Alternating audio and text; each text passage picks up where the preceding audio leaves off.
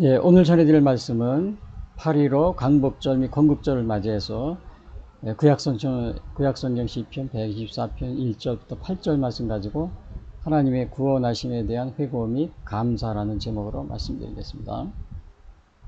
오늘은 우리 시편에 대한 말씀을 전해드리겠는데요. 사실은 우리 광복절 요거 하나님의 구원하심에 대한 회고 및 감사를 오늘 시편 124편을 가지고 말씀드리는 이유는 시편 124편은 다윗 왕이 지은 시입니다. 근데 아주 굉장히 다윗 왕이 정말 많은 그 고난을 겪고 나서 이 지난 날을 회고하면서 하나님이 만약에 나를 돕지 않았으면, 하나님이 나의 편이 아니었다면 내가 어떻게 되었을까, 이제 그러한 그 회고를 하면서 감사의 그 시를 쓴 것이 바로 시편 124편입니다. 그래서 다윗 왕은 사실은 여기 보시면은 이렇게 그 왕으로 사무엘 선지자한테 이렇게 이제 기름 부음을 받습니다. 그리고 나서도 그 사울 왕의 그 시기를 받아가지고 왕이 되기 전에, 이게 지금 여기에 나와 있는 것이 이게 다윗 왕의 이게 도피로입니다. 도피로 거의 10여 년을 이렇게 도망다닌 저기에요. 그래서 가장 무엇보다도 좀 치욕적인 건 어디였냐면은 여기 보면 가드라고, 여기가 지금 팔레스타인 이렇게 되잖아요. 지금 이스라엘하고 하마스 전쟁이 팔레스타인 땅입니다. 이 가드가. 거기에 그 팔레스타인 그쪽에 가서 가드 왕 밑에 가서 정말 피신까지 합니다. 피신까지 하면서 심지어는 그 전에 이제 다윗이 골리앗을 죽였잖아요. 그러니까 이 팔레스타인 그쪽 사람들은 다윗이 아주 보기를 원수로 보는데, 자기 까딱 잘못하다간 자기의 목숨이 위험할 것 같으니까 완전히 그 미친 척 이렇게 그런 행동도 합니다. 그래가지고 저 가드왕이 저 미친 사람을 왜 데리고 왔느냐 막 그러면서 오히려 이제 이렇게 다윗 왕을 이렇게 살려주는 이제 그러한 일이 있었습니다. 그래서 그런 치욕까지 당하면서, 그리고 또 이제 여기 보시면은 그 팔레스타인이 여기 또 이방 땅인 모압까지도 또 도망간 적이 있어요. 모압. 여기 가드뿐만 아니고 모압으로도요. 그래서 거의 뭐 십몇 년을 온갖 이렇게 어려움을 겪습니다. 겪고 또 나중에는 또 이제 왕이 되고 나서는 반란이 일어나가지고 이렇게 신발도 안 신고 막 울면서 자기 부하들을 거느리고 이 감난산 그 언덕을 올라가는 그 모습인데요. 피신하는 겁니다. 자기 아들 압살롬이 이제 이렇게 반란을 일으켜가지고. 그리고 이제 다윗이 또 왕이 되기 전에는 그 이스보셋, 사울의 아들 이스보셋이 또 이제 이렇게 서로 이렇게 이렇게 왕권을 놓고 막 이렇게 내전이 있기도 했었고요. 그리고 이제 압살롬의 반란 외에도 세바의 또 반란이 있어. 그러니까 엄청난 시련이 있고, 또 그 후에 또 그 주위의 나라들을 점령하면서 전쟁을 많이 치릅니다. 그래서 오늘 이러한 것을 통해서 다윗 왕이 시를 124편을 짓고서 당시에 하나님이 나를 도와주지 않았다면 내가 지금 어떻게 되었을까, 그러면서 지은 시가 120편 124편입니다.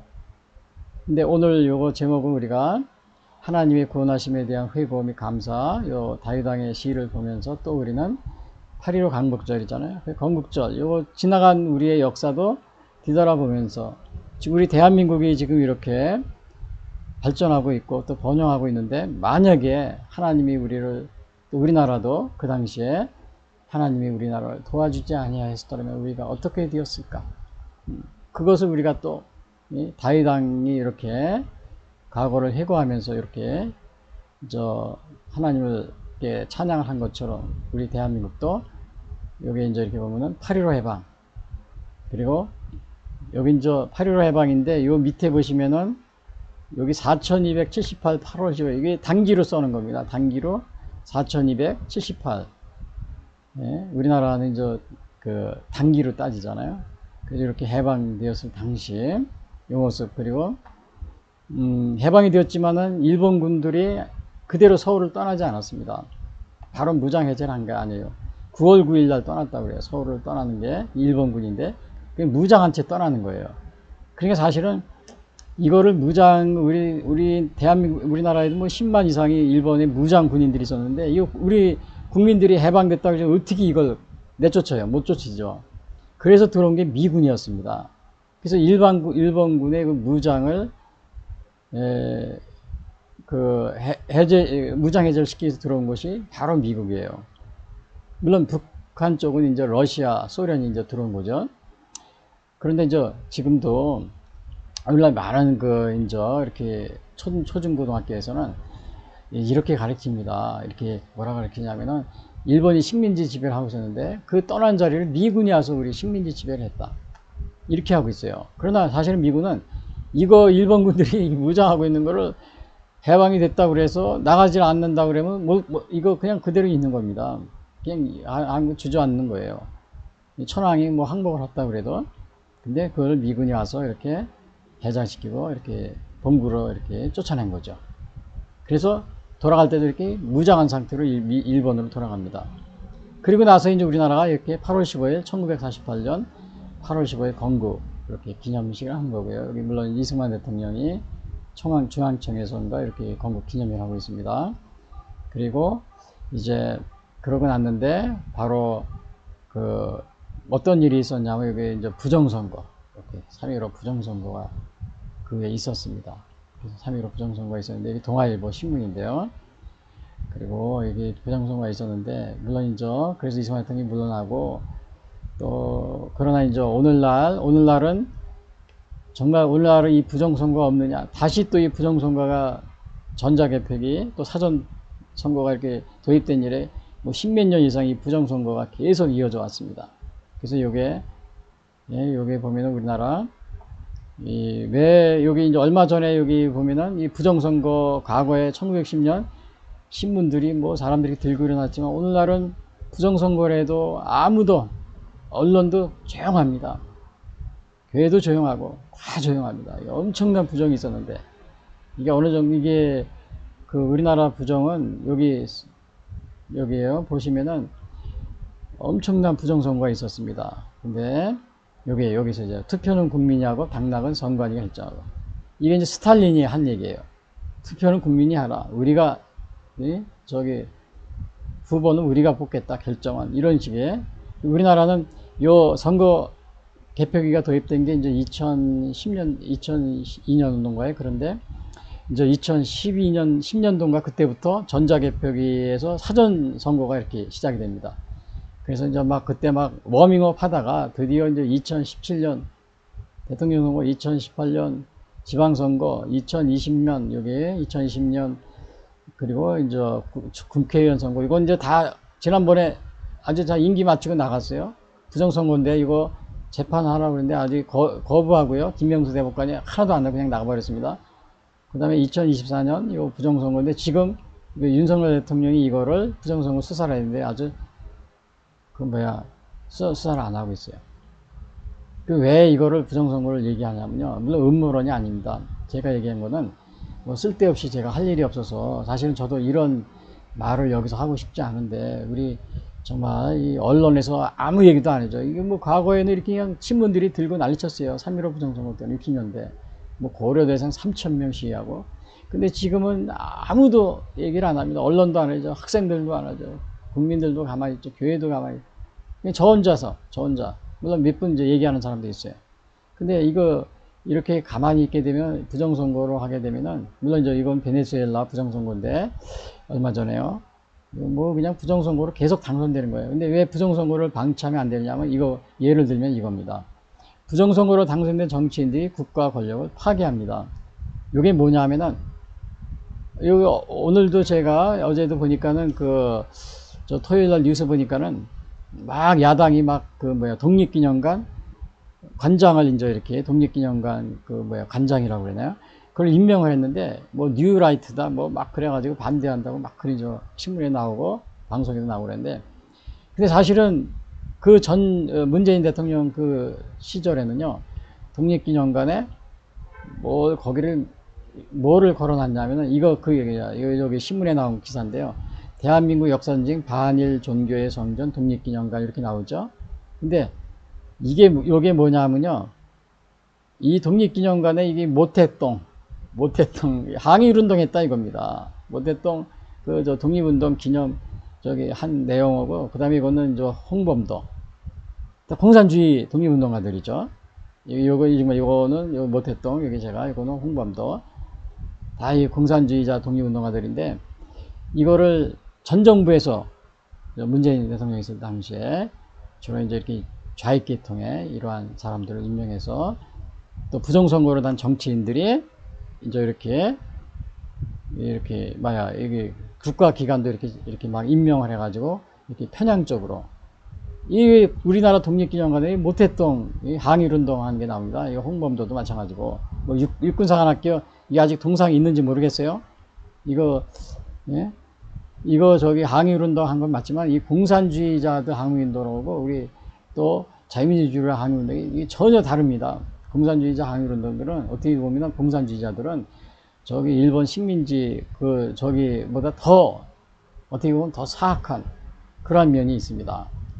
근데 이런 거를 우리 항일운동했다고 독립기념관에 막 이게 독립기념관에 이거 있는 그 전시관에 있는 겁니다. 그러니까 부정선거를 우리가 이렇게 신경 안 쓰면은 투표는 국민의 당당한 선관위가 결정하면은 정치인들이 부정선거 당치인들이 주로 좌익계통에서 이 부정선거를 이렇게 식색합니다. 예, 지금은 뭐 죄송합니다. 더불어민주당 쪽에서 많은 혜택을 받았어요. 지금 거의 다 뭐 그냥 뭐 북한을 추정하고 뭐 북한을 대날락하고 이런 사람이 엄청 많잖아요. 예? 다 저기 이 노무현 대통령, 뭐 김대중 대통령, 문재인 다 북한을 왔다 갔다 하고 이제 그런 사람들이 하니까 어떻게 해요? 독립기념관도 완전히 이 공산주의 독립항일운동 독립했다는 사람들을 이렇게 다 기념관에도 이렇게 올려놓는 겁니다. 그래서 그래서 부정선거가 그래서 이렇게 정말 우리가 이거를 막지 못하면은 이렇게 나라도 이렇게 결국은 그런 정치인들의 파괴가 되기 때문에 이거를 해야 된다는 겁니다. 그래서 우리가 지금 현재 이렇게 광복절, 건국절 맞이해서 회고하는데, 제가 이게 지금 서론이 좀 너무 긴데, 그래도 요 광복절에 대한 거, 건국절에 간단히 이렇게 좀 이렇게 살펴보면요. 요 첫 번째 보면 1945년 8월 10일 일본으로부터 해방된 날이고, 1945년 8월 10일은 대한민국이 건국된 날이다. 근데 이제 아직도 48년 8월 10일 건국절을 안 지킨다고 막 우기고, 어제 토요일 날도 보니까 어느 뭐 광복회 회장님, 광복회 회장님은 이종찬이라고 신문에 나왔는데요. 뉴스에도. 이번에 독립기념관 관장으로 임명된 사람이 뉴라이트다. 뭐 그래가지고 자기는 참석 안 하겠다. 막 이렇게 하시는데. 근데 여러분, 그 1948년 8월 10일을 건국일로 하니까는 참석 안 하겠다는 겁니다. 여러분, 우리도 결혼식 보면 약혼식도 있고 본 결혼식 하는 사람이 있어요. 물론 지금은 많지 않지만. 그래서 우리는 보통 약혼식하고 결혼식 둘 다 하신 분은 둘 다 기념합니다. 약혼식은 좀 이게 공식적인 거 아니니까 좀 이렇게 하고, 또 진짜 결혼한 날은 아주 성대하게 하고 이런 식으로 기념해요. 과거에는 약혼식이 있었거든요. 마찬가지입니다. 우리 임시정부 그것도 마찬가지로 1919년 그 임시정부를 세웠다면 그 임시정부 기념일을 또 우리가 해주고, 또 1940년 8월 15일은 정식으로 정부 수립한 날이 건국일이니까요. 건국일로 성대하게 기념하고 이렇게 하면 되는데, 요 좌익계통의 공산주의를 추종하는 좌익계통의 대부분의 사람들은 이제 그 사람들은 이거 보면 아릅니다. 독립기념관도 이런 식으로 전시를 하잖아요. 어떻게 여기다 이 모태동 독립기념관, 우리나라 독립기념관 모태동 사진, 이런 거를 또 육사에다가 그런 거를 이렇게 막 세워놓고 합니까? 뭐 홍범도는 그렇다 해도 왜 모태동은 거기다 우리나라 독립기념관에. 그러니까 원래 자익들은 이런 식으로 이렇게 이제 당선인들이 이런 식으로 하기 때문에 건국절을 죽어도 안 하려고. 왜? 이승만 대통령이 세운 거기에 전통성을 주기 싫어하기 때문에, 대한민국의 건국절.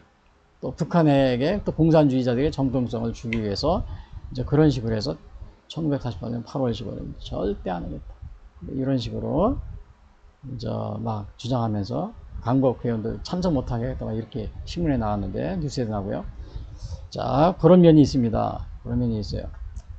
그 다음에 강북구 삿발도성 경기로 남쪽에는 미국, 북쪽에는 소련이 점령했다. 그 다음에 1948년 제주, 그리고 나서 4.3 사태, 이거는 5.1 총선에 반대해요. 공산주의자들이 남노당들이 주동이 된 폭동에 무고한 제주도민 주민까지 희생된 사건. 이것은 제가 임의로 쓴 것이 아니고 사전에 그 우리나라 역사 사전에 나온 걸 그대로 쓴 겁니다.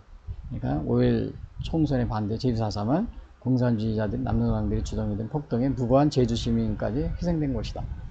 근데 아직도 뭐 이거를 또 막 그 기념하고 그러고 이제 막 기념사 하고 그러면서 공산주의 폭동 주동자들까지 또 기념하는 매년 5.18에 이제 그 기념하는 사람이 또 거기 다 몰려갑니다. 몰려가지고 제주사상을 또 어떤 막 민주화 뭐 이런 식으로 막 이제 막 승격화 시키려고 그러죠. 그래가지고 공산주의 그 폭동을 일으킨 사람까지도 다 그냥 섞어가지고 제가 이거 그렇게 하지 말라고 그럽니다. 왜냐? 일본의 야스쿠니 신사참배 여러분 매년 8월 15일 날 일본의 국회의원들 정치인들이 야스쿠니 가면 못하게 막 막죠. 이거 비난하고. 왜냐? 전범들까지 같이 이렇게 참배하니까. 우리도 똑같습니다. 제주 4.3 여기 공산주의 폭동 일으키는 사람 또 5.18도 마찬가지예요. 지금 거기에 그냥 그 정체불명의 사람들이 많이 가담하고 그랬는데 똑같이 그런 거 누군지도 모르고 같이 그냥 이렇게 참배하라는 겁니다. 그냥 무조건 하라는 거예요. 그 일본이 야스쿠니 신사 참배하는 건 뭐가 다릅니까? 거기 전범들 같이 이렇게 하는 거. 그거 구별해야 돼요. 구별하지 않고 하면 이런 일이 벌어지는 겁니다. 이 독립기념관에 여기 모태동 사진, 또 홍범도 사진, 공산주의 독립운동가들을 또 심지어는 뭐 김원봉 북한의 김일성은 6.25 전쟁을 일으킨 김원봉을 갖다가 6.25 뭐 국군 뭐 유공자로 뭐 하자고 뭐 이런 일을 하는데 또 문재인 대통령이 그 얘기를 했습니다. 그래서 언제 했냐면 6월 6일 현충일인가요? 그때 몇 년 전에 대통령 기간 중에요. 이건 누구나 다 아는 거기 때문에 제가 말씀드리는데 좀 정치인들 이름을 대서 죄송합니다. 그게 오늘날의 이게 현실입니다. 우리나라가 이렇게 너무 이렇게 작용화됐기 때문에 그 다음에 이제 1940년 7월 7일 재헌을 뭘 공포했고요. 그 다음에 이제 1949년에 미군 철수했습니다. 이거 미군이 철수한 거는 이제 이게 우리나라 학교에서는 많은 초중고등학교에서 막 또 대학교에서 역사학자들이 막 이렇게 가르칩니다. 학생들에게 일본이 식민지 생활하더니 그 떠난 자리에 미군이 와서 지금까지 우리나라를 식민지로 이렇게 식민지하고 있다. 예? 지금 북한도 지금 매일 엊그제도 보니까 뭐 남조선 미국의 식민지 뭐 이런 식으로 얘기하는데 그 얘기를 똑같이 지금 따라서 하는 겁니다. 그러나 미군은 1949년에 철수했습니다. 완전히 다 무기도 갖고 철수했어요. 근데 왜 다시 온 거냐면 6.25 전쟁이 일어나니까 유엔군하고 인솔해가지고 다시 온 겁니다. 그리고 한미 상호방위조약 최근에 지금까지 있었던 거죠. 근데 이제 우리나라 초중고 그 교학계에서는 역사 이게 되게 거의 다 좌익 역사학자들입니다. 북한에서 하는 걸 그대로 그냥 앵무새처럼 하는데 북한이 그냥 남로당 괴뢰 뭐 미군 뭐 괴뢰도당 그러니까 똑같이 그런 식으로 우리 초중고등학교 또 역사를 그런 식으로 가르칩니다. 심지어는 우리 유명한 우리 뭐 유튜브나 이런 데 또 TV에서 뭐 정주를 이렇게 가르치는 유명한 역사학자들 그런 식으로 얘기해. 깜짝 놀랍니다. 거기에 보면 조회수가 뭐 유튜브에 뭐 100만, 200만 그럽니다. 그런 사람이 강의하는데 다 듣고서 거기에 보면 그 밑에 댓글 보면 아유 그렇군요. 뭐 일본이 나간 자리 미군이 아직까지도 우리 식민지가 돼 있군요. 뭐 그냥 이제 알았습니다. 참 감사합니다. 이런 막 댓글을 달아놓는 게 뭐 굉장히 많습니다. 근데 사실은 미군이 철수했어요. 이거는 우리나라 그렇게 과거에 그렇게 우리나라가 뭐 유명한 나라도 아니고 그냥 가버린 겁니다. 근데 6.25 전쟁에 와서 온 거죠. 예, 근데 북한의 역사를 그대로 그냥 우리나라 역사학자들이 그대로 막 앵무새처럼 따라하고 있습니다. 그냥 우리 초중고 그냥 완전히 지금 뭐 그냥 지금의 그 사람들이 자라가지고 저 방송국 뭐 MBC, KBS, SBS 다 기자가 돼가지고는 그냥 다 좌익 역사관으로서 우리나라를 북한이 얘기하는 역사관 그런 걸로다가 그냥 막 가르치고 있습니다. 막 방송하고요. 예, 기사 쓰고. 그다음에 1948년 8월 15일 대한민국 건국이 됐고요. 그 다음에 현재 대한민국은 제2식민지 시대다. 이거 왜 식민지 시대라고 하냐? 해방이 됐는데 또다시 식민지 됐어. 왜냐하면 이 전자개표기가 사전선거가 도입돼. 물론 전자개표기는 2002년도인가 미리 도입됐어요. 그러나 이제 거기에 사전선거가 도입된 건 2010년대 그때 도입됐는데 그때부터 요 선거관리위원회에서 전자개표기 사전선거 가지고 막 워밍업을 합니다. 하다가 그 대규모로 시작한 것이 이제 본격적으로 한 것이 2017년 문재인 대통령 선거 때부터요. 그때도 부정선거가 있었어요. 제가 얘기한 거는 음모론이 아닙니다. 선거관리위원회 통계를 분석한 겁니다. 그 다음에 2018 지방선거는 대규모 여기 있었고요. 2020년 이 지방선거라는 건 뭐 도지사 무슨 뭐 이거 시장선거 이런 거 있었잖아요. 도의원 이런 거요. 그다음 2020년 4.15 총선 국회 이거 지금 임기 만료되고 끝내버렸는데 이것도 뭐 3.15 부정선거는 저리 가랍니다. 어마어마한 부정선거가 있었어요. 통계에 의하면요. 선거관리위원회. 그 2024년 4월 10일 국회 이번에 이거 수사해야 되는데 저 윤 대통령이 뭐 잘하시는 거 잘 많이 있어요. 뭐 하시는 거 좋은 건 많이 있는데 저기 뭐야 다른 것보다도 이 부정선거라는 집으로 말하면은 가정으로 하면 가정에 집에 불이 난 겁니다. 그러면 제일 먼저 해야 될 게 불 난 걸 꺼야 되죠. 물론 휴가 가시고 뭐 나토 회의 가시고 뭐 이렇게 해서 뭐 저 우리나라 뭐 원전도 수출하고 그거 좋지만 우리 불을 꺼야죠. 불을 안 끄고 막 해외로 돌아다니고 뭐 휴가 가시고 뭐 휴가도 내가 불이 났으면 휴가 가는 거 취소하시고 불을 꺼야죠. 잘하는 것도 많은데 윤석열 대통령은 이게 막 이 불을 안 끄고 다니십니다. 이 부정선거는 집으로 말하면 불 난 거나 마찬가지예요. 좀 불 좀 끄고 다니세요. 불을 안 끄고. 이게 불을 안 끄는데 불이야 소리 안 지르는 건 또 우리나라 KBS, SBS, MBC, 뭐 YTN, 뭐 TV조선, MBN, 뭐, 안 하는, 불이야 소리를 안 지릅니다. 3.15 부정선거 때는 그냥 이렇게 그냥 난리 쳤어요. 뭐, 고대생 3천여 명이 시위했다. 그냥 전 언론들이 막 정치인들이. 근데 지금 이 불이야 소리 지른 거죠. 지금 불이야 소리를 안 지르고 있어요. 그냥 엄청난 거예요. 그리고 이제 2020년 물론 윤석열 대통령 선거 이것도 부정선거 시도했지만은 요거 뒤에 사진 실패했습니다. 그래서 아슬아슬한 표 차이로 윤석열 대통령이 실패했기 때문에 그냥 윤 대통령이 당선돼서 이렇게 하고 있는데요. 물론 제가 얘기한 거 아유 이게 무슨 소리냐. 여러분 신문기자님들 한번 선거관리위원회 그 통계 다 나와 있어요. 나와 있는 거 한번 분석해 보세요. 만약에 분석이 돼서 그게 이해가 안 되면은 기자 제가 전해드리겠지만 기자 그만하셔야 됩니다. 어나운서 KBS, SBS, MBC, MBN 김주아 아나운서 MBN 제가 자주 듣고 있는데 거기 보면 뭐 거기 보면은 저기 여의도 승보원피 조영규 목사님이 뭐 주례하셔서 결혼도 하신 그런 분이 신앙이시네. 그 김주아 앵커님도 불이야 소리 안 질러요. 부정선거는 불이라고 그랬잖아요. 좀 불이야 다른 사람은 몰라도 나는 그 이제 앞으로 김주아 그 앵커님 저기 뉴스 시간에 불이야 나 소리 지르는 거 부정선거야 불이야 이거 지르는 걸 제가 기다리고 있는데 지난 4년 동안 한 번도 안 질러요.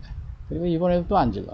뭐 1년이 또 2년이 다 돼도 제가 지금 기다리고 있어요. 언제 불이야 소리 지르는지 우리 아나운서 중에 누가 제일 먼저 불이야 그랬는지요. 뭐 대통령은 뭐 서울법대 출신이잖아요. 지금 우리나라 정치는 서울법대생이 다 잡고 있어요. 뭐 선거관리위원장도 서울법대, 거기 사무총장도 서울법대. 그 다음에 대법원 판사들도 거의 대부분이 서울법대입니다. 물론 타 대학도 있지만 대부분. 이거 우리나라는 서울법대생들이 지금 나라를 어떻게 보면은 그냥 이런 거를 다 몰라요. 슥싹슥싹 한다고 그러죠. 이렇게 하고 있는 거나 마찬가지입니다.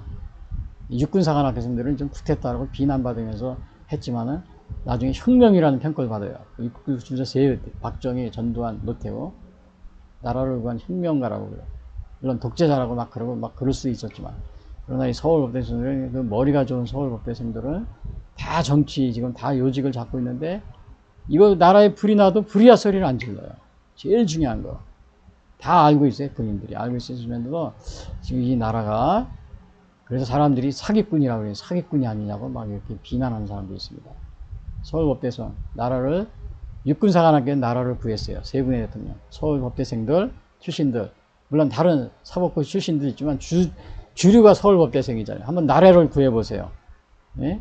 나라를 구하고 사기꾼처럼 말해요. 이런 거를 다 넘어가가지고 본인들이 슥싹슥싹 하면서 좋은 자리 차지하고서 뭐 본인들만 잘 먹고 잘 살면 되지 우리만 넘기면 되지 이런 생각하면 안 됩니다. 지금 우리나라는 식민지 벌써 14년째입니다. 14년째 식민지 상태에 있어요. 그래서 오늘은 이거 다윗왕 요거 시간이 많이 갔는데 이거 8.15 강복절 건국절 하나님의 구원하심에 대한 회고 및 감사 요거 하는데 시편 123편 한 것은 이게 다윗왕이 이렇게 어려울 때 여기 수도 없이 십몇 년을 피해서 도망다니고 피해 다니고 또 나중에는 왕이 되었을 때는 이거 지금 맨발 벗고 막 울면서 피난 가는 겁니다. 도피하는 이런 어려움도 겪었는데 나중에 지나고 보니까 아이고 하나님이 나를 그때 도와주지 아니했으면 내가 어떻게 될 뻔했나 그걸 회고하면서 또 하나님께 감사하는 시입니다. 요게 어려울 때 극복할 기회를 주신 하나님께 은혜를 회고하였다. 요게 이제 첫 번째 주제인데, 그래서 여기 1절에 보시면은 요 이스라엘은 이제 말하기를 여호와께서 우리 편에 계시지 아니하셨더라면 우리가 어떻게 하였으랴. 이제 이렇게 회고하는 겁니다. 회고. 이스라엘은 이제 말하기를, 이제 말한다는 건 뭐예요? 예? 이제 과거를 회고하는 겁니다. 아, 이제 돌아보니까 과거를 회상하는 거예요. 이게 굉장한 어려움을 많이 겪었다고 그랬죠. 이게 수도 없이 도망다니고, 이게 막 울면서 도피도 하고. 근데 이제 와서 생각을 해보니까, 아, 요거 하나님이 계시지 않았다면 우리가 어떻게 되었으려. 그 다음에 하나님이 우리 편에 계시지, 예? 적들이 우리를 치러 왔을 때 하나님이 우리를 도와주지 않을 때 우리가 어떻게 되었을까. 이렇게 지금 말하고 있는 거예요. 회고하는 거예요. 사실은 이 다윗 왕 때는 이게 왕이 되고 나서도 그 주위에 뭐 플레셋, 암몬, 모압, 뭐 또 아람, 그 많은 나라들을 원정해가지고 다 이렇게 물리쳤습니다. 그런데 이제 그래서 다윗 왕이 그때 또 칭의도 받고요. 그게 막 그때 하나님이 우리 편에 계시지 아니하셨다라면, 여기서 우리가 어떻게 하였으라. 하나님이 우리 편에 계시지 아니하였다라면. 그리고서 이제 3절에 갑니다. 예? 그러면 안기셨다면은 하나님이 그때 그들의 노염이 우리에게 맹렬하여 우리를 산채로 삼켰을 것이다. 안 계셨다면 이렇게 됐다는 거죠. 완전히 우리가, 그 다음에 4절에서 뭐라 했어요? 그때 물이 우리를 휩쓸며 시내가 우리 영혼을 삼켰을 것이다. 그렇죠? 그리고 또 뭐라 그래? 그때 넘치는 물이 우리 영혼을 삼킬 것이라. 완전히 만약에 하나님이 도와주지 않았다면 아마 이스라엘, 다윗 왕도 죽고 이스라엘로 없어지고, 뭐 하나님의 약속 뭐 이런 거 정말 어떻게 될지 모르는 정말 이상한 상황이 벌어질 수 있었겠죠. 그러나 하나님의 언약의 백성, 다윗 언약을 통해서 하나님께서 지켜주신다고 약속하시기 때문에, 예? 이렇게 자기들이 보존했지만은, 근데 만약에 하나님께서 이렇게 우리 편에 계시지 않고 하나님이 만약에 우리 편에 따로 이렇게 도와주지 않았다면 우리가 어떻게 되었을 것인가. 만약 우리는 다 죽었을 것이다 이런 말이에요. 우리 영혼을 삼켰을 것이다. 이 말은 다른 얘기를 하면 우리는 다 죽었을 것이다. 그런 얘기입니다. 근데 여기서 보니까 그 다윗 왕이 얘기하는 게 뭐냐면 하나님이 이스라엘을 지켜 보호하심에 대한 이거 회고를 하면서 자신이 그동안에 수많은 전쟁도 하고 어려움도 겪었지만 그것은 하나님이 도우셨기 때문에 오늘날 자기가 이렇게 생존할 수 있고 또 자기 나라를 보존할 수 있었다. 여기 이거를 고백하는 겁니다. 사무엘하 8장 6절에 보면 이런 말이 있어요. 예, 다윗이 다메섹 아람의 수비대를 두매 아람 사람이 다윗의 종이 되어 조공을 바치니라. 다윗이 어디로 가든지 여호와께서 이기게 하시나. 당시 요거는 무슨 얘기냐면은 아람하고 그 암몬이 이렇게 해가지고 막 쳐들어오고 그랬어요. 그랬는데 다윗이 가서 점령을 해버렸어요. 근데 여기가 뭐라고 여기 했어요? 하나님께서 여호와께서 이기게 하셨다. 그러니까 하나님이 도우셨다고 이렇게 회고를 하는 겁니다. 그러니까 완전히 이렇게 그렇지 않으시면 여기서도 그랬잖아요. 하나님이 우리 편에 계시지 아니하셨다면 우리가 다 이렇게 죽었을 것이다. 망했을 것이다. 끝장났을 것이다. 이렇게 얘기하고 있어요. 그래서 하나님이 요거 도우셨다는 걸 여기에 나오잖아요. 여호와께서 이기게 하셨다. 자기가 전쟁을 해도 자기가 이긴 게 아니고 하나님이 이기게 해주셨다. 이기게 해주셨다. 이렇게 여기서 얘기하고 있습니다. 근데 만약에 여기서 우리가 또 여기 보지만은 이스라엘은 만약에 하나님이 도우지 않았다면 다 이렇게 망했을 것이다. 그러나 만약에 여기서 우리 대한민국 같은 경우 이렇게 정말 건국을 하고 그랬을 때 초기에 하나님이 우리를 도우지 아니했다면 우리나라는 어떻게 됐을 거예요? 하나님이 우리가 도우지 아니했다면 아마 우리 대한민국은 일본의 식민지 생활을 그대로 할 수 있을지도 모르고 또 그렇지 않으면 또 우리 북한의 공산주의 공산화가 돼가지고 뭐 수령님을 모시고 살고 있을지도 모릅니다. 북한 쪽은 수령님 완전히 수령님 모시고 살고 있을지도 몰라요. 그리고 또 마찬가지로 이건 국가적인 것도 그렇지만 개인적도 마찬가지예요. 여러분 한번 지나간 일을 한번 생각해 보세요. 개인적 여러분에게 일어났다는 일 수많은 일이 있잖아요. 그럴 때 여러분이 지나간 일을 생각하시면서 아, 내가 중고등학교 다닐 때, 또 청년 때, 또 내가 대학교 다닐 때, 또 아니면은 내가 결혼했을 때, 또 자녀를 키울 때, 그리고 내가 또 내 자녀를 또 결혼시켜서 내보낼 때, 이런 걸 때 만약에 하나님이 안 계셨다면 내가 어떻게 했었을까? 이런 여러분 생각을 많이 할 수 있을 겁니다. 그러면서 돌아볼 때, 어휴, 하나님이 그때 나는 몰랐는데 지금 보니까 나를 정말 도우셨네. 그때 하나님이 날 도와주지 않았더니 큰일 날 뻔했네. 여러분 그런 생각 들지 않습니까? 되게 이제 교회에서 간단하게 이제 이렇게 되게 집회하다 보면 교인들 돌아가면서 간증하고 이제 그런 시간도 있는데 그러면 그런 얘기 많이 하십니다. 특히 이제 오래 신앙생활 하신 분들이 지난 날을 돌아보면서 그런 얘기를 하십니다. 그래서 우리나라 이 강복절, 건국절을 맞이하면서 우리나라 물론 이 강복절, 건국절 되기 전에 사실은 우리 대한민국 그거 성립되기 전에 굉장한 어려움이 많이 있었어요. 뭐 19세기 같은 경우는 뭐 임오군란이 있었잖아요. 1981년 이때는 뭐 예? 청나라가 와가지고 이때 우리나라는 내정 간섭을 시작합니다. 완전히 그때 외국권도 빼앗아 버렸어요. 청나라 그때 당시의 그 기록을 보면요, 1882년도에 이미 일본이 우리 식민지 되기 전에요. 근데 1884년 그러니까 갑신정변이 일어나가지고 또 청군을 몰아내기 위해서 또 이제 일본하고 같이 갑신정변을 일으킵니다. 그 다음에 그런 이제 1894년 동학혁명이 일어납니다. 예? 동학혁명이 일어나니까 그때 이제 그 그 후에는 이제 청일전쟁이 일어나가지고 청나라 3,000명이 우리나라에 들어옵니다. 청나라 군사가. 근데 일본이 또 7,000명을 파견해가지고 청일전쟁으로 싸웁니다. 그래서 이제 물론 청나라가 물러났지만 그리고 나서 일본의 식민지가 되고 그 다음에 1919년 독립운동에서도 1945년 8.15 해방, 1945년 뭐 또 나라를 광복하기 전에 총선하기 전에 4.3 사건이 있었고 제주요. 그 다음에 5월 10일 선거가 있었고 그 다음에 나오면 6.25 전쟁, 물론 이제 광복 후지만 6.25 전쟁이 있었고요. 1981년에는 또 5월 달에 제2의 6.25 전쟁이 있었습니다. 저기 1980년 5월 달 그거를 제2의 6.25 전쟁이라고 합니다. 당시에 남쪽에서 이러다 어마어마한 그 이제 교전이 있었잖아요. 단순한 학살이 아닙니다. 이건 교전입니다. 어마어마한 무기들이 돌아다녔어요. 그거는 여러분들이 한번 찾아보세요. 다 나오죠.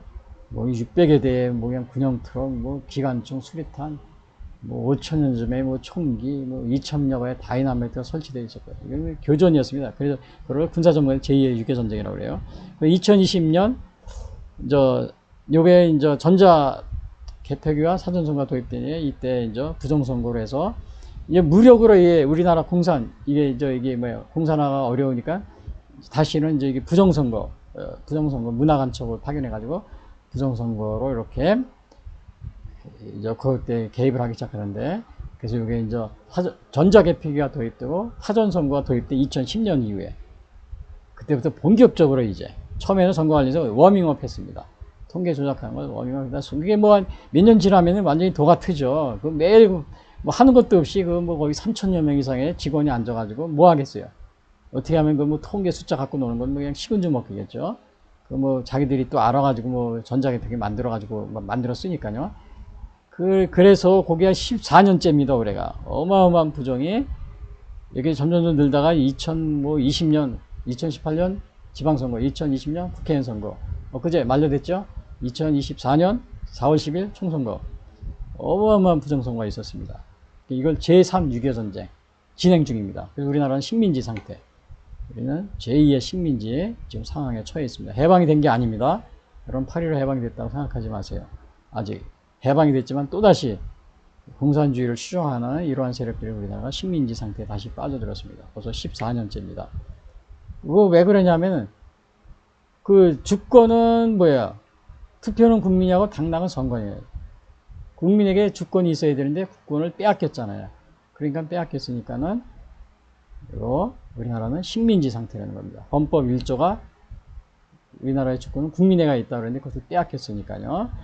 그래서 여러분들이 이제 다이당은 이렇게 어려울 때 다 이렇게 도움을 받았습니다. 근데 사실은 다이당이 여기 보시면은 다이당이 기도를 하고 이렇게 어려울 때, 여기 시편 3편에 보면 이런 말이 있습니다. 다이당이 여기 보시면은 여호와께서 여호와여 주는 나의 방패시요 나의 영광이시요 나의 머리를 드시는 자이시니다. 내가 나의 목소리를 여호와께 부르짖으니 여기 무슨 말이냐, 그의 성산에서 응답하시는도다. 이렇게 해서 이제 응답, 이렇게 다윗 왕을 이렇게 하나님한테 기도하셔서 그 어려움을 극복했습니다. 그래서 여러분, 혹시 여러분들도 이 어려움이 있을 때는 하나님께 도움을 받기 위해서 기도하고 있습니까? 어려울 때 하나님 도움을 청하고 있습니까?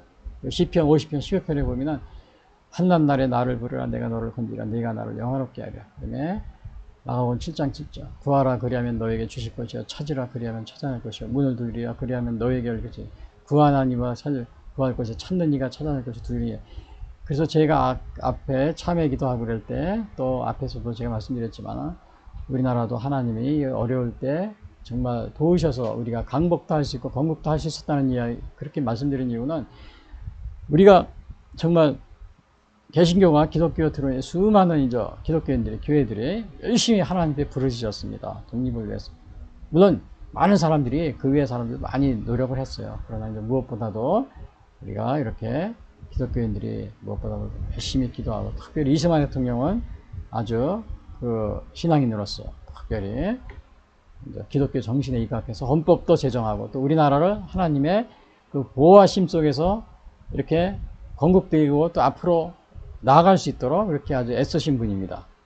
그러한 기도가 응답이 돼서 오늘 우리 대한민국이 이루어졌다고 이렇게 제가 참회 기도에서도 이렇게 얘기했습니다. 물론 다른 분들이, 여러분들이 많이 다 하셨은 분이면 모든 국민들이, 그러나 그 중에서 좀 미약하지만 그래도 우리 기독교인들이 열심히 기도한 게 하나님께서 응답을 해주신 그러한 것이라고 이렇게 짐작을 해보실 수 있습니다. 뭐 꼭 그렇다는 건 아니고, 뭐 제가 계시를 딱 받았는데 하나님이 그런 것이다 이렇게 그렇게 제가 말씀드릴 수는 없고, 우리가 성경 말씀을 보면 그런 우리 시편을 보면 그렇게 될 수 있다는 것을 우리가 가능성이 있다는 걸 볼 수가 있게 됩니다. 그래서 두 번째는 뭐냐?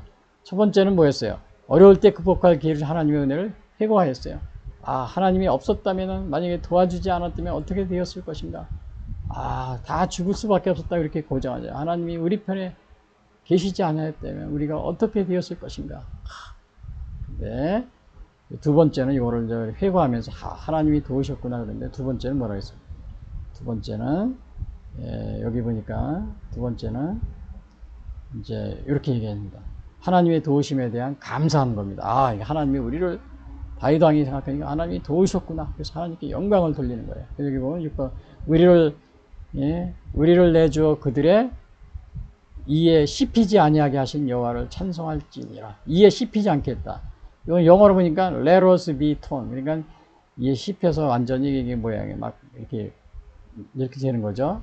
이게 막 찢어지고 막 그런 걸 톤이라고 써요. let us be torn 이렇게요. 그러니까 이에 씹히지 않게 하나님이 우리를 도와주셨다.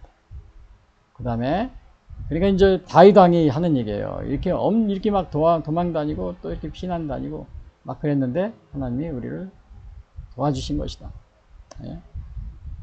다윗 왕 자신을 도와주셨다. 이렇게 생각. 마찬가지로 우리나라도 이렇게 정말 어려움이 있지만 하나님이 도우셔서 이렇게 해방도 될 수 있었고, 또 일본군 무장 해제를 우리가 시킬 수 없어요. 근데 미군이 들어와서 해장시켜서 쫓아보냈고, 그리고 또 이렇게 건국도 해줄 수 있는 겁니다. 건국도 해주신 거예요.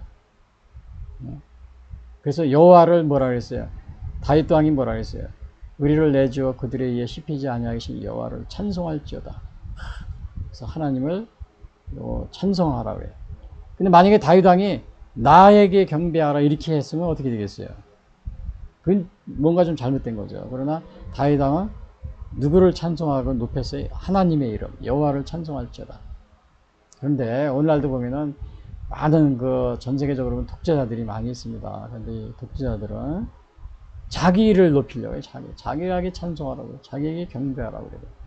지금도 공산주의 국가 이런 데서는 중국이나 베트남 이런 데서는 막 기독교 탄압하고, 또 중국 같은 데서는 뭐 공산주의 거기 이렇게 그 계시도 만들어 놔라 막 그러고, 또 심지어는 그 훈시도 거기다 걸어 놓으라고 그러고, 또 심지어는 요 근래 아주 중국 자체적으로 성경을 따로 번역을 했답니다.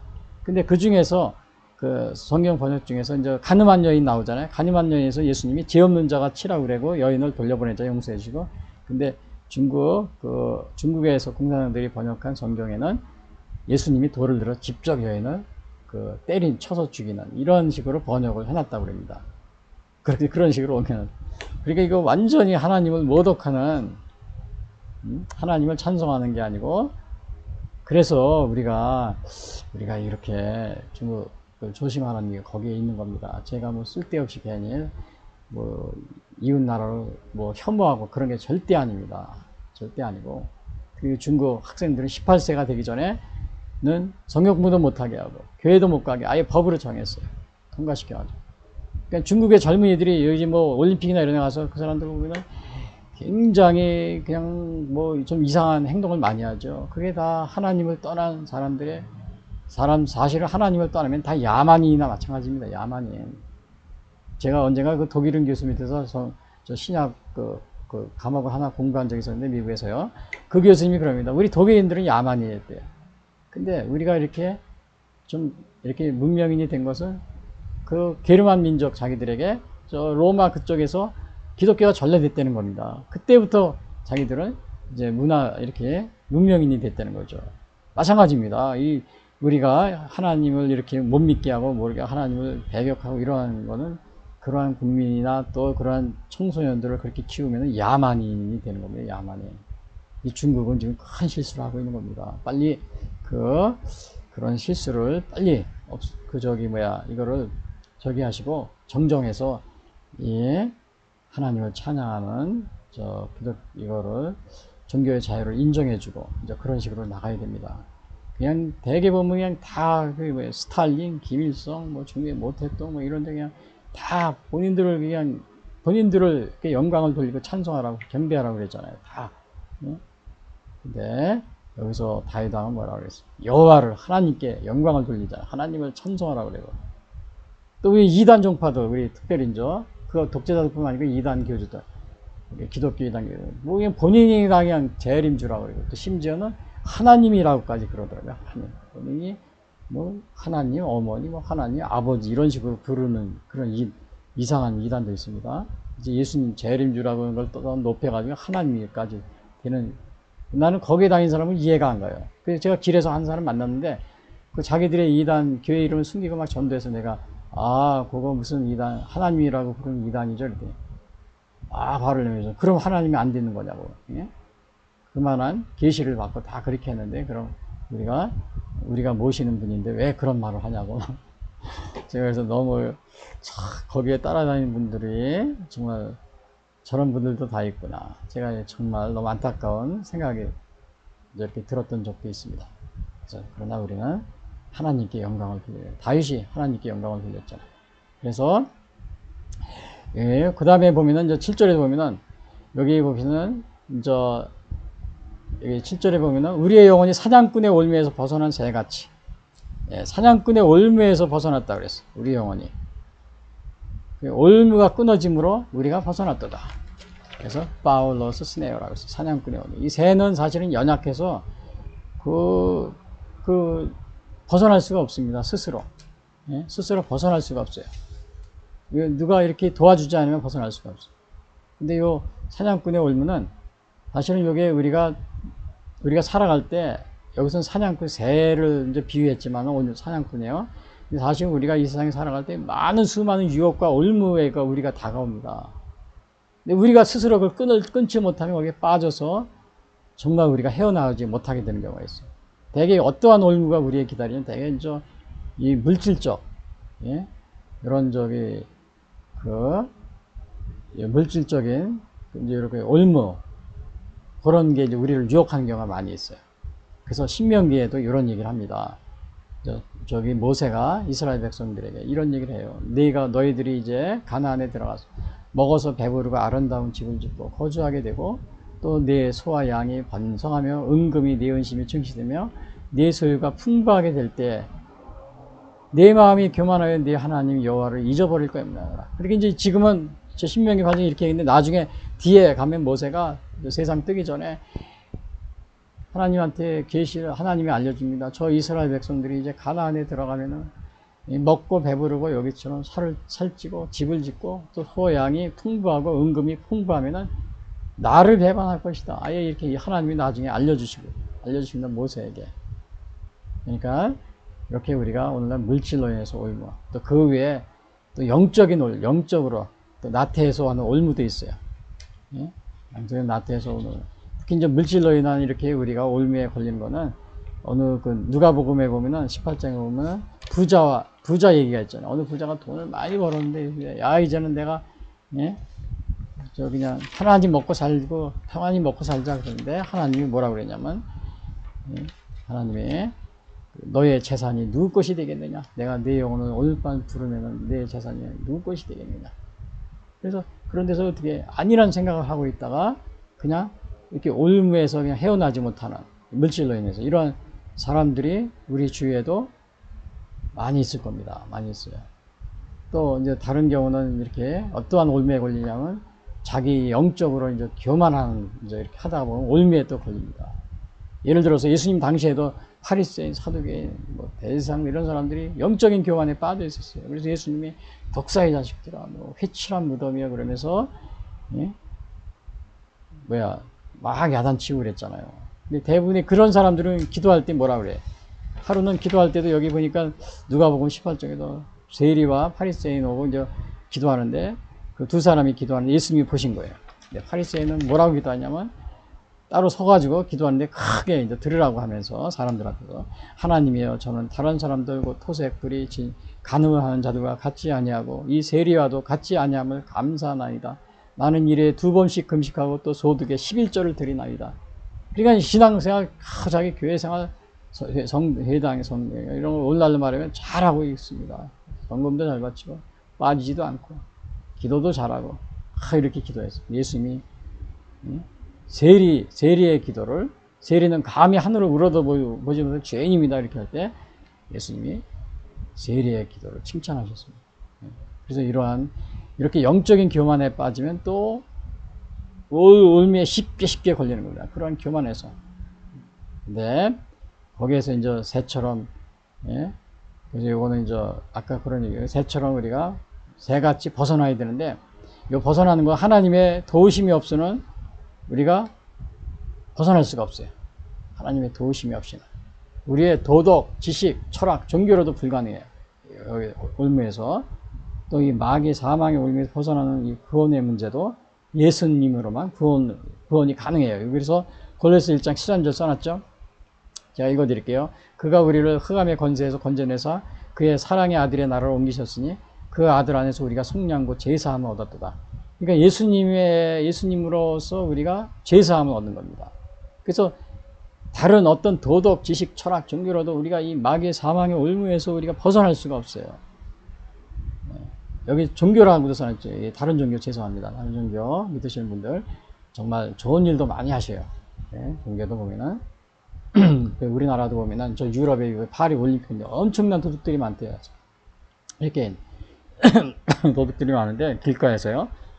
근데 대한민국은 없다고 이렇게 막 외국인들 오면 그래요. 근데 그거는 물론 우리 기독교인도 있지만 일반 다른 종교 믿으시는 분들도 우리 뭐 불교 이런 것도 거의 뭐 30% 교회 뭐 30-40% 되잖아요. 그러니까 그분들도 다 그런 거 불교인들 도둑질 안 합니다. 여러분 그 팔종도 그런 거 가르쳐요. 그 가르치잖아요. 거기 도둑질 하지 말라 이런 게 나오잖아요. 그러니까 저도 그 친구들 보면은 물론 교회는 안 다니고 불교 다니는 이런 분들이 도둑질 절대 안 합니다. 그러니까 이런 거는 얼마나 좋은 걸 가르치는 거예요. 그러나 이 사망의 올무에서 벗어난 이 구원의 문제는 우리가 도덕심이 좋다, 지식이 많이 배웠다, 철학을 잘한다, 또 다른 종교에서 선행을 많이 한다 이렇게 하고서 한다고 그래서 우리가 이 사탄의 사망의 올무에서는 벗어날 수가 없습니다. 이거는 예수님의 여기 보면은 예수님이 뭐라 그랬어요? 아들 안에서 그 하나님이 우리를 속죄하는 거, 이 속죄함, 거기서 하나님의 대속한다는 거 있죠. 그것이 없이는 우리가 불가능한 겁니다. 그래서 저는 사실은 제가 이렇게 막 이 얘기할 때가 제일 괴롭습니다. 왜냐? 다 좋으신 분들이 이거 뭐 다 좋은 종교 믿고 막 양심적으로 다 사는데 이런 얘기를 해야 되잖아요. 근데 여러분 세상에 이거 보세요. 아무리 좋은 이 세상에서 좋은 일하고 잘 먹고 잘 살고 잘 산다고 그래서 마지막에 말입니다. 그 영혼이 구원을 받지 못하고 다른 말로 하면 지옥불에 떨어진다는 겁니다. 영원한 사망에 이른다면은 이 세상에서 무슨 소용이 있어요. 그게 여기에 누가복음 12장에도 나오잖아요. 여기서 부자도 뭐라 그래서 어리석은 부자요. 한 부자가 있어서 정말 잘 수학을 많이 해가지고 잘 먹고 살게 됐어요. 그러니까 이 사람이 여기서 보니까 18절에 보니까 편안히 이제 먹고 쉬자 즐거워하자 그랬어요. 근데 여기 20절이니까 하나님이 이르시되 어리석은 자여 오늘 밤에 내 영혼을 도로 찾으니 그러면 내 준비한 것이 누굴 것이냐. 누가복음 12장 여기 20절에 나오잖아요. 영혼을 오늘 밤에 내 영혼을 도로. 그러니까 여러분들이 제가 얘기는 도덕, 지식, 철학, 종교로도 여기서 사망의 올무에서 벗어날 수가 없는데 여러분이 도덕, 지식, 철학, 종교 이런 걸 가지고도 벗어날 수가 없어요. 그래서 근데 이제 그렇지만은 사실은 잘 살고 여기 있는 것처럼 잘 살고 편안하게 즐겁고 마시고 놀고 이렇게 할 수 있어요. 좋은 일도 하면서. 그러나 마지막에 하나님이 이르시되 어리석은 자여 오늘 밤에 내 영혼을 여기 보면 내 영혼입니다. 내 영혼을 도로 찾으니 그러면 내 준비한 것이 누구의 것이다. 이렇게 될 수 있다는 겁니다. 그래서 제가 정말 듣기 싫어도 저도 정말 이거 제가 다른 종교 믿으시는 분들 정말 죄송하게 생각하고 그러지만은 뭐 제 친척 중에도 뭐 다른 종교 믿고 있는 분이 많고 막 그래요. 그렇지만 제가 이 얘기를 안 할 수가 없는 겁니다. 왜? 정말 듣기 싫지만은 영혼을 구원하는 거기 때문에 다른 건 영혼을 구원할 수가 없어요. 다른 걸로는. 그래서 제가 오늘 또 이렇게 말씀드리는데 여러분이 좀 다른 종교 믿으시면 양해를 바랍니다. 그리고 그래서 그 하나님의 도우심에 대한 감사 하나님께 영광을 돌려드리게 나중에 보면은 이렇게인데 우리가 이게 나중에 우리의 도움은 천지를 주신 하나 여호와의 이름에 있다. 하나님께 영광을 돌리잖아요. 그래서 여러분 대한민국은 우리가 이제 우리 건국절을 맞이했잖아요. 그래서 건국절 대한민국은 조선말 청나라 일본의 세력 싸움으로 조선도 망하고 일본의 식민지가 되었으나 1948년 8월 15일 대한민국 건국으로 5천년간의 중국의 어둠의 올무에서 벗어났다는 사실을 알고 있습니다. 여러분 우리가 정말 해방은 일본으로부터 됐습니다. 그것도 정말 하나님의 도우심으로 된 겁니다. 생각해 보세요. 미군이 원자탄 일본에 투하됨으로써 해방된 우리의 힘으로 한 게 아니잖아요. 하나님의 도우심으로 된 거나 마찬가지죠. 그리고 또 48년에 건국함으로써 그동안의 봉건주의 이러한 체제에서 완전히 벌써 자유민주주의, 서구식 자유민주주의 헌법을 우리나라 다시 만들어서 시작을 했잖아요. 그러니까 이게 5천년간의 중국의 어둠의 올무에서 이게 벗어났다는 이러한 사실입니다. 건국절이. 그래서 우리가 8월 15일 건국절을 기념해야 되는 거예요. 이거를 기념해야 됩니다. 근데 뭐 1919년 임시정부 그때가 건국절이라고 그래서 8월 15일 이거 1940년 안 지키려고 그러는데 그때 임시정부도 지키세요. 그리고 그건 저 약혼식 지키듯이 우리도 또 본 결혼식은 크게 지키잖아요. 우리도 뭐 그런 식으로 결혼하는 사람 많잖아요. 약혼식, 결혼식도 있고요.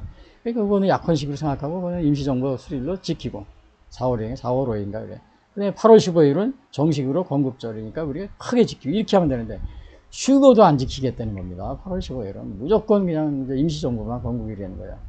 근데 그런 사람들 보면 나중에 보면은 다 저 남북 회담할 때는 다 북한에 쫄랑쫄랑 가가지고 그 김일성, 김정일 앞에서 그냥 조아리고 있습니다. 어디서 그냥 막 남해 와가지고 또 독재 타도 막 외치면서 막 그러면서요. 뭐 이승만 괴뢰 정권, 뭐 박정희, 권도환, 뭐 괴뢰 정권 막 그러면서요. 북한에서 얘기한 거 그대로 따라서 하고 있는 경우가 대부분입니다. 물론 안 그런 사람도 있겠지만 거의 대부분이 다 그렇습니다. 제가 그걸 한 20년 동안 관찰을 해봤어요. 네, 그렇더라고요. 그래서 우리의 도움은 천지를 지으신 여호와의 이름에 있다. 그래서 오늘 이제 이렇게 이것을 요약해서 말씀드리면은 여기 요약하기 전에 적용 보시면은 일본의 식민지라는 올무에서 벗어난 강복절과 중국의 5천년간의 압제에서 벗어나게 된 건국절은 하나님의 은혜였다고 고백할 수 있는가? 그래서 이게 고백이 나와야 돼요. 그러니까 뭐 이거를 건국절을 하자고 그러면은 뭐 뉴라이트라는 무슨 이상한 소리 하면서 건국절 하자고 그러면 뉴라이트 8월 15일 건국절 하냐고 뉴라이트래요. 그 뉴라이트에는 뭐 일본이 우리 식민지에서 발전시켰다. 그런 식민사관을 말하는데, 그거 관련이 없습니다. 그거는 뉴라이트는 관련이 없고, 우리 자체적으로 우리 건국을 기념하자는 건데, 뭐가 뉴라이트입니까? 뉴라이트는. 그리고 두 번째, 하나님께 감사하기보다 우상을 섬겨 배반하는 행위를 하고 있지 않은가? 예, 이거 정말 심각합니다. 이게 왜 그러냐면은, 하나님께 감사해야 되는데, 사실은 우리나라 건국에 있어 초기에 이거는 기독교가 역할이 컸습니다. 마찬가지, 여기 시편 120편 얘기처럼 하나님의 도우심이 없었더라면, 정말 심각하게 될 뻔했어요. 기독교 도우시는데, 요 초중고등학교, 중고등학교 교과서 나왔었는데, 몇 년 전에, 여기 보니까 이슬람은 18쪽, 기독교는 2쪽 이렇게 나왔어요. 불교는 6쪽에, 불교는 빠졌는데, 6쪽에. 이게 뭐예요? 하나님께 감사하기보다 우상을 섬기며 배반하는 행위라고. 이겁니다, 지금. 기독교가, 우리 대한민국을 하고 그러는데, 완전하게 이렇게, 정말, 공헌을 했는데, 이거를 이슬람이 휘파적이다. 여러분, 이슬람은 지금 유럽에 가면 여자들이 운전도 못하게 돼 있어요. 물론, 요 근래에서 하지만, 예? 머리에 쓰고 다니고, 완전히 조선시대로 돌아갑니다. 조선 2조 시대, 여인들한테. 여러분, 그거를, 예? 하려고 이슬람을 이렇게 합니까? 물론, 제가 앞에서도 얘기했지만, 이슬람도 좋은 걸 가르쳐요. 뭐, 선행도 하고 좋은 거. 그러나, 근본적으로, 마지막에 우리에게 이 영혼의 구원, 이거는 가져다 줄 수 없다는 사실. 또, 이슬람의 하나님과 기독교 하나님 같은 하나님이다. 이런 식으로 많은 사람을 이렇게 유혹하는데, 절대 그렇지 않습니다. 이슬람은 혼합 종교입니다. 본인들이 믿고 있는 달신이 있었어요. 그래서 여러분, 이슬람 국가들은 다 달이 그려져 있죠. 원래 그 자기들이 섬기는 달신인데, 거기다 기독교 종교 이렇게 막 들여와가지고 짬뽕을 시킨 겁니다. 그리고 아브라함이 뭐 조상이니까 우리도 같은 하나님을 믿는 거예요. 그렇지 않아요. 그럼 우리도 다 노아의 후손이 되잖아요. 그럼 우리도 같은, 한국에 있는 모든 종교들도 다 같은 하나님을 믿는 겁니까? 다 신이라고 그랬는데, 하나님이라고 그랬는데, 그게 아닙니다. 우리도 결국 노아의 다 후손이면 우리도 같은 하나님이라고 주장할 수 있겠네요. 한국에 있는 모든 토속 종교들도요. 이스라엘의 하나님과 우리 하나님 같은 하나님이야. 왜? 우리는 다 같이 노아의 후손이니까. 근데 이슬람들은 꼭 아브라함의 후손이라는 걸 대가지고 같은 종교 하나님이라고 그러는데, 여러분, 거기에 현혹되다가 여러분에게 정말 우리 예수님의 이 구원의 이 선물을, 여기 뭐라 그랬어요? 흑암의 권세 건져내사 그의 사랑의 아들의 나로 옮겨진 그 아들 우리가 생명 세상, 이것을 여러분이 놓치게 되고 실족하게 되는 겁니다. 조심하셔야 돼요. 자, 그래서 여기서 요약을 하면, 어려울 때 극복할 기회를 주신 하나님의 은혜를 회고했다. 그렇죠? 하나님의 도우시게 된 감사함으로 하나님께 영광을 돌려드리다.